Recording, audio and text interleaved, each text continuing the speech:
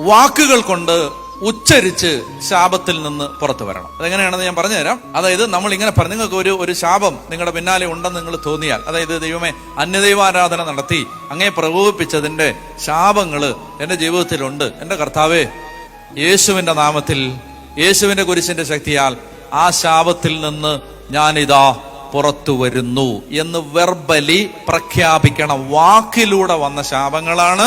ബൈബിളിൽ പറയുന്ന ശാപങ്ങളിൽ ഭൂരിപക്ഷവും പുറത്തു കടക്കാൻ നിങ്ങൾ അനുഗ്രഹത്തിന്റെയും സ്വാതന്ത്ര്യത്തിന്റെയും വാക്കുകൾ ഉച്ചരിക്കേണ്ടതുണ്ട്. പറയണം. കർത്താവായ യേശുവിന്റെ നാമത്തിൽ ഞാൻ ഈ ശാപത്തിൽ നിന്ന് പുറത്തു വരികയാണ്.